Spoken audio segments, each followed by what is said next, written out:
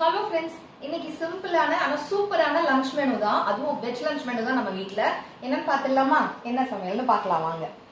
அப்படியே பரிமாறிட்டுமா G? பரிமாறிடலாம். First sight டிஷ்ல இருந்து போயிடலாமா? வெங்காயம் தக்காளிலாம் போட்டு கோவக்காய் வறுவல் செஞ்சுருக்கேன். ஜிக்கு நிறைய கோவக்காய் கொடுக்கணும்னு சொல்லியிருக்காங்க டயட்டில். கோவக்காய் வச்சாச்சு.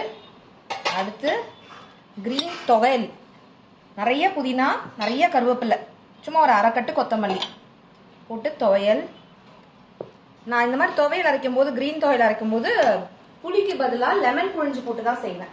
நீங்கள் என்ன போட்டு செய்வீங்கன்றதை எனக்கு சொல்லுங்கள். ரெசிபி வேணும்னா கேளுங்க, நான் சீக்கிரமாக ஷார்ட்ஸ்லேயோ லாங் வீடியோலையோ போடுறேன், சரிங்களா? அடுத்து சாதம் வந்து பரிமாறிக்கலாம். நல்லா ஆவி பறக்க பறக்க சுட சுட சாதம் இருக்கு, பிளேட்டில் பரிமாறிடலாம்.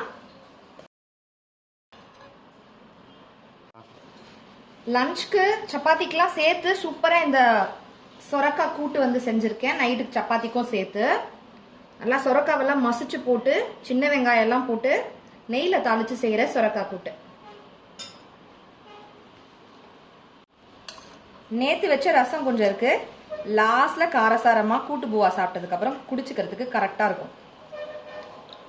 மிளகு ரசம். இந்த லஞ்ச் மெனு உங்களுக்கு பிடிச்சிருக்கான்னு சொல்லுங்க. இந்த காம்பினேஷன் எங்களுக்கு ரொம்ப பிடிக்கும்.